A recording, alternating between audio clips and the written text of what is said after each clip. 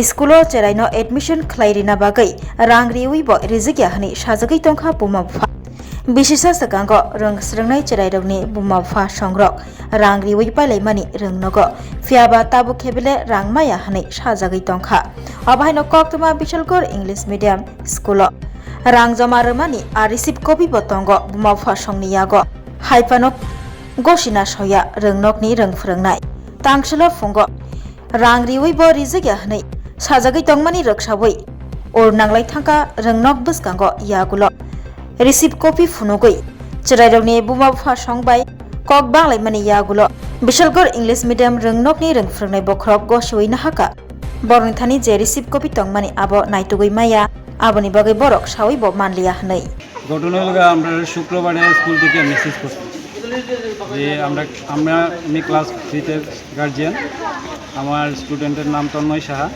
ওই একটা মেসেজ করছে যে গত মানে 25-26 বছর যারা ক্লাস 3 তে পড়ছে তার মধ্যে একটা লিস্ট দিছে যে তারা নাকি 1 বছর হচ্ছে তারা বেতন না দিয়া তারা স্কুলে পড়াইতেছে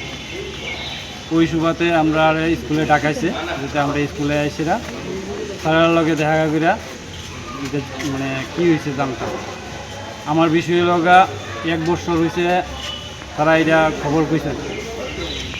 কইছে না এটা দরকার ছিল যে যদি কেউ বেতন না দিয়ে থাকে তাহলে মাস 2 মাসের মধ্যে তারা কারো পার্সোনালি ফোন করে জানাইতো বেতন দিয়েছিলাম আমার কাছে রসিদও আছে আমার কত লোক তারা গ্রুপের মধ্যে মেসেজ করলো কিন্তু যারা বেতন দিয়েছে তার নাম যে করলো এটার সমাধান কী হয়েছে আমরা 1150 টাকা ডেভেলপমেন্ট ফি দিই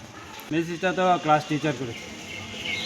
প্রত্যেক গ্রুপে মানে প্রত্যেক ক্লাস টিচারই করেছে এখন আসার পরে স্যারদের সাথে কথা বললাম স্যারেরা বললো যে যখন রসিদ দেখালাম স্যারেরা বললো যে হ্যাঁ কোনো একটা ভুল হয়েছে হয়তো ভুলের কারণে এটা হয়েছে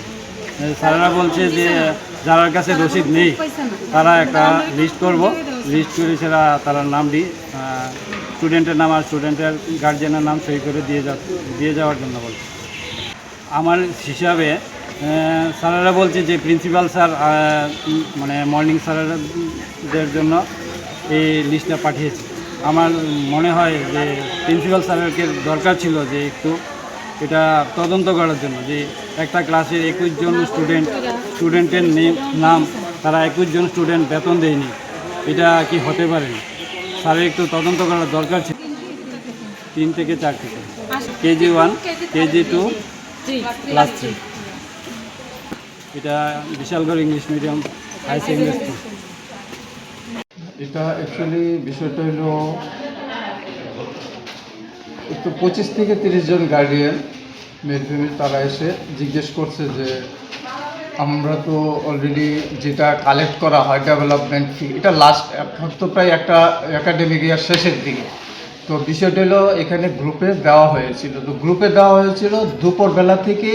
যে ডিফল্টার লিস্টটা যে যারা দেওয়া হয়নি এই লিস্টটা দুপুরবেলা থেকে দেওয়া হয়েছে তো সেই মোতাবেকে গ্রুপে দেওয়া হয়েছে হ্যাঁ মানে আমাদের তো স্কুলের ক্লাস ওয়াইজ গ্রুপ আছে সেই গ্রুপে দেওয়া হয়েছে নাম মেনশন করে এই ক্লাসে এমুক টাকা দেয়নি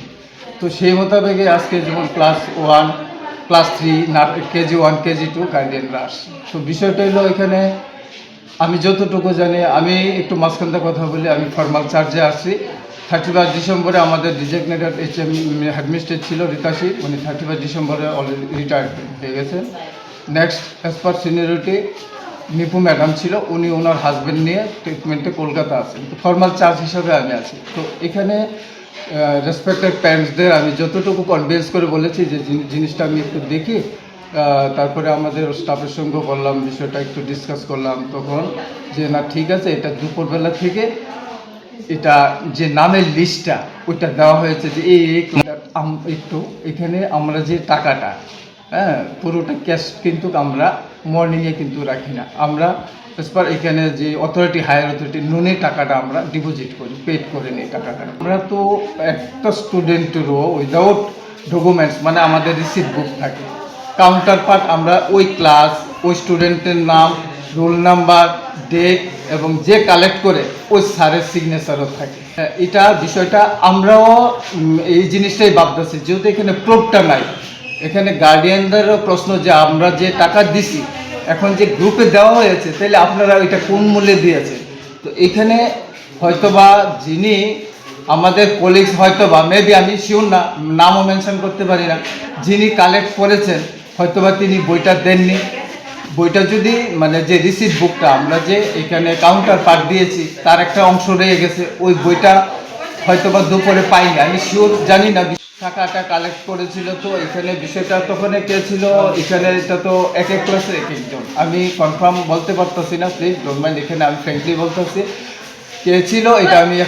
সঠিকভাবে বলতে পারি না, যে ক্লাসগুলি ছিল আর কি। তো এখানে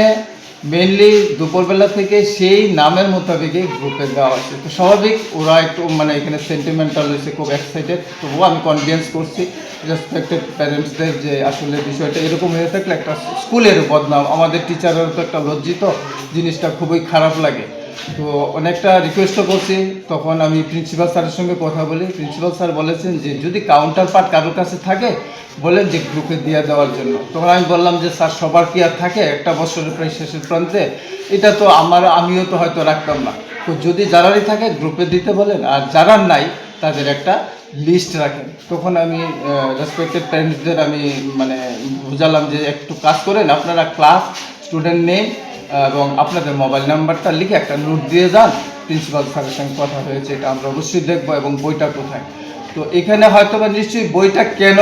এটা হয়তো আরও আগে যদি জিনিসটা ধরা পড়তো ভালো হতো, কিন্তু একটা এয়ার এন্ডিং প্রায় একটা শিক্ষাবর্ষের শেষ প্রান্তে কেন এটা হলো, এটা একটা ব্যাপার। তো এখানে মেন কথা হলো এই জিনিসটাই আমরা দুর্বলতা, যে বইটা কোথায় বা কে কে রিসিভ করছে, ওই বইটার মূল্যেই তো প্রুফটা মানে বের হয়ে যেত। তো এই জায়গাটা বইটা পাওয়া যাচ্ছে না, এখানেই আমাদের বলটা আর কি। আমার নাম সুজিত ভৌমিক, আমি ফর্মাল চার্জ 80,